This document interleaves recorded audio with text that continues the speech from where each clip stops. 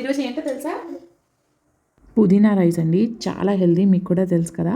దీనికైతే first mixie jar తీసుకుని అల్లం, ఒక పచ్చిమిర్చి, అలానే కొద్దిగా పుదీనా వేసుకుని గ్రైండ్ చేసుకుందాం. వాటర్ వేసుకుని ఇలా పేస్ట్ లాగా గ్రైండ్ చేసుకోవాలి. ఇప్పుడు కొద్దిగా ఆయిల్ వేసుకుని అందులో జీలకర్ర వేసుకుని ఇందులో ఈ పేస్ట్ని వేసుకుని బాగా వేయించుకోవాలండి. 10 మినిట్స్ అయినా పడుతుంది.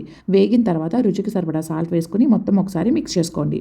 దీన్ని అన్నంలో కలుపుకుని పిల్లలకి ఇలా పెట్టేసుకోవచ్చండి. అదే పెద్దవాళ్ళకైతే ఆ జీలకర్ర వేసిన ప్లేస్లోనే మసాలా దినుసులన్నీ వేసుకుని వేయించుకుని మనకి మిక్స్ చేసుకోవడమే. ఇది మాత్రం చాలా కమ్మగా ఉంటుందండి. ఒకసారి ట్రై చేసి చూడండి. ఏంటో తెలుసా? బాగుంది అమ్మ తినేది.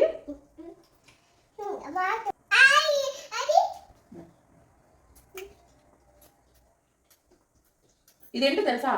మింట్ రైస్, పుదీనా రైస్ అనమాట. తినండి అని చెప్తుంది బస్. ఫాలో చేయండి.